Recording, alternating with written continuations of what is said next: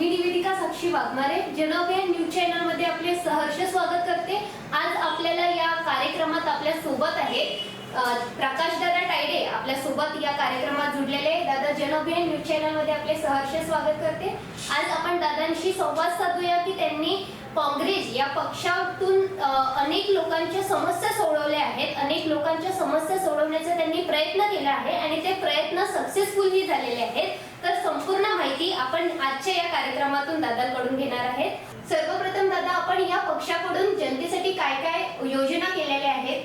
महानगरपालिकेमध्ये काँग्रेस आणि मित्र पक्षाची जर उद्या सत्ता आली तर एक आश्वासन आम्ही अकोलेकरांना देऊ इच्छितो की जे महानगरपालिकेचा जो टॅक्स आहे, घर टॅक्स असेल, दुकान टॅक्स असेल, ज्याच्या विरोधात काँग्रेस पहिलेच हायकोर्टात जिंकली होती, नंतर सुप्रीम कोर्टात महानगरपालिकेचे गेली आणि सुप्रीम कोर्टाने आदेश असे पारित केले की सभागृह जे आहे महानगरपालिकेचं, सभागृह जे टॅक्स ठरवेल ते सगळे अधिकार सभागृहाचे।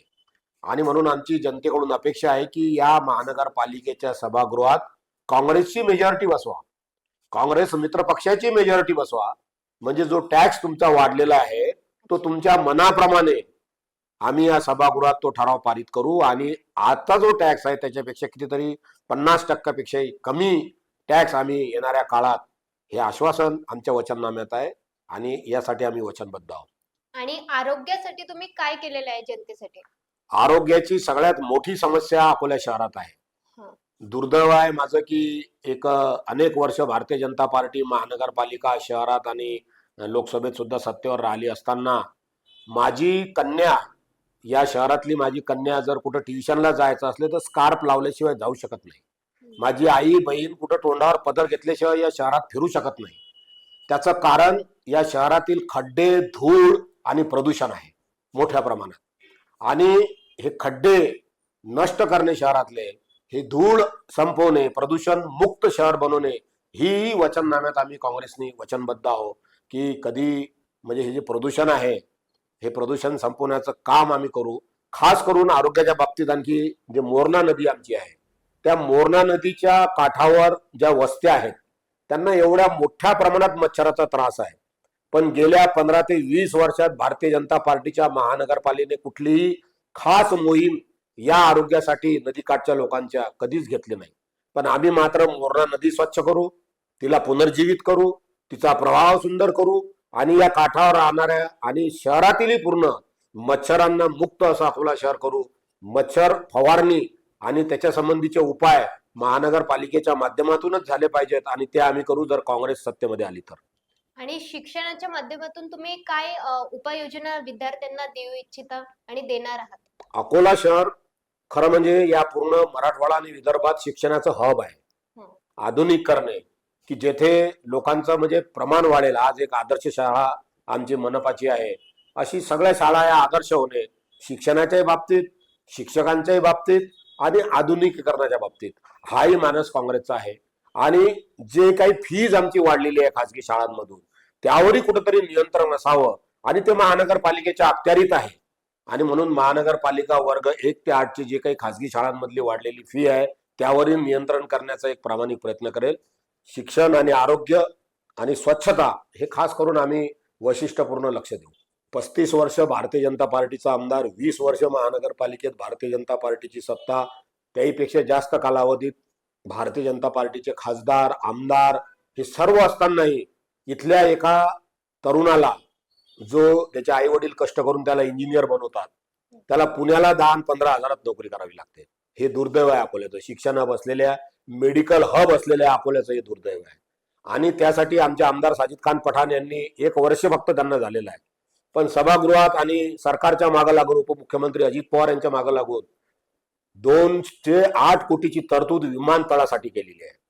विमान सेवा या शहरात जर सुरू झाली तर आपोआप जे लघुउद्योग केंद्र आहेत, MIDC विभाग आहे, हा मोठ्या प्रमाणात वाढेल आणि हा जेव्हा वाढेल तेव्हा आपोआपच इथल्या लोकांना, तरुणांना रोजगार उपलब्ध होईल।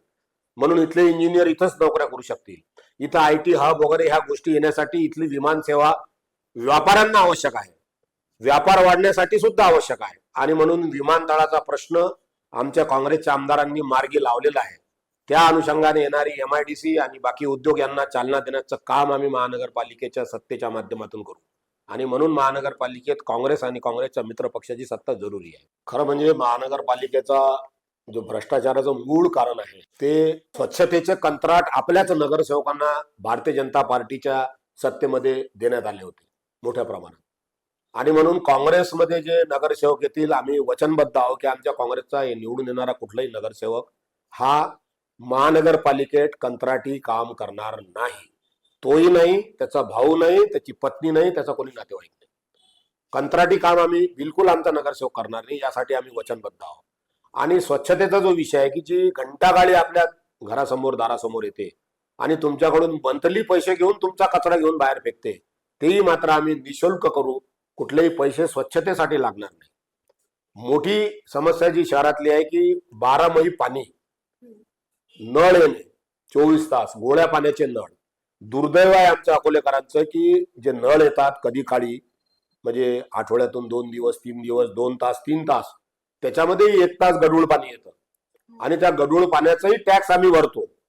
खरं म्हणजे आम्ही जेवढं पाणी देऊ तेवढाच टॅक्स वसूल करू आणि प्रयत्न करू आम्ही की 365 दिवस नळ आले पाहिजेत, गोडं पाणी आले पाहिजेत.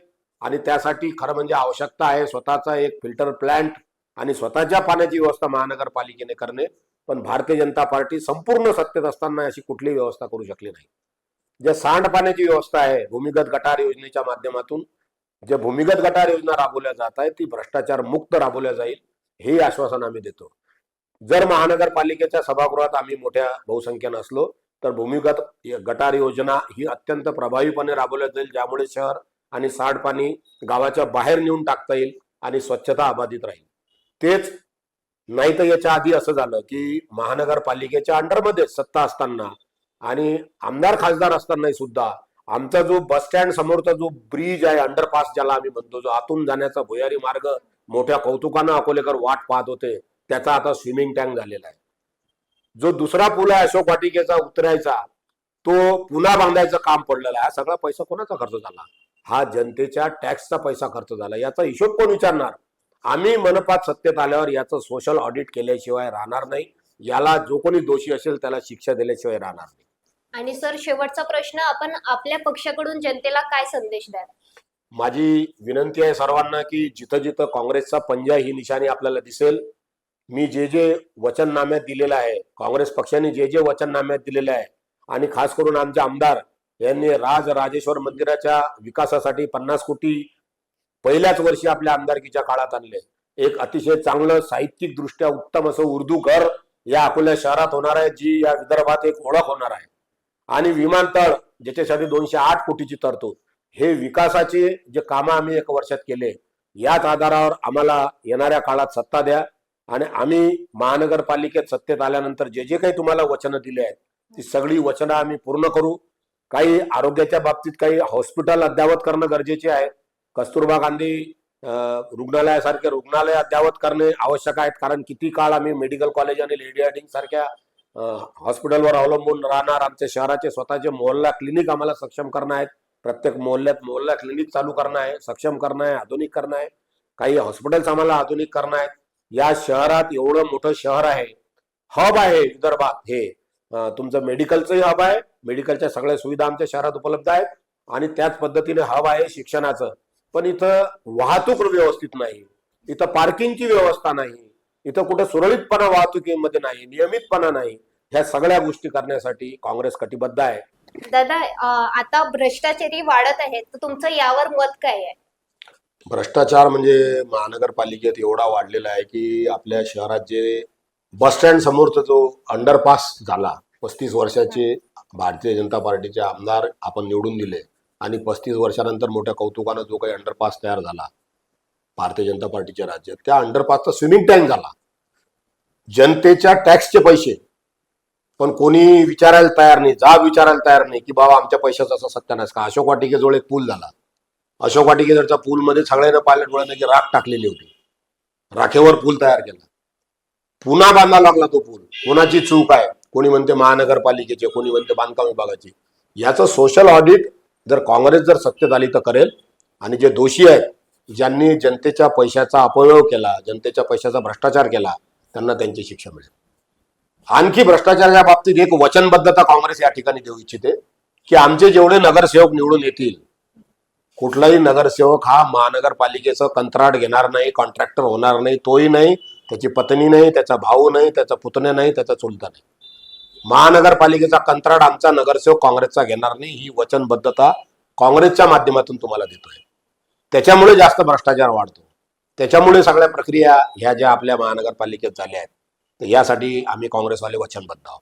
आणि म्हणून 15 जानेवारीला आपला अमूल्य वेळ काढून पंजा या निशाणीवर आपलं बटन दाबून पंजा निशाणी समोरचं काँग्रेसला बहुमताने विजयी करा. जिथं आपल्याला पंजा नसेल तिथं आमचे राष्ट्रवादी मित्र पक्षाची तुतारी असेल तिथं तुतारीला, आणि जिथं राष्ट्रवादी आणि पंजा आणि तुतारी दोन्ही नसेल तिथं शिवसेनेला, असं आमच्या आघाडीच्या आणि खास करून काँग्रेसच्या पंजा या निशाणीवर शिक्का मारून आपण आपलं अमूल्य मत आम्हाला द्यावं. या शहराच्या विकासासाठी, या शहराचं नावलौकिक वाढवण्यासाठी आणि भविष्यात अकोला शहर हे एक आगळं वेगळं स्वतःची ओळख निर्माण करणारं शहर निर्माण व्हावं, यासाठी हीच माझी यावेळेस विनंती आहे.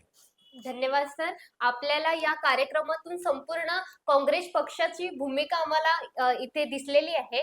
तर सर, आपलं जनअभियान न्यूज चॅनल कडून मनपूर्वक आभार मानते. पुन्हा भेटूया. पाहत रहा जनअभियान न्यूज.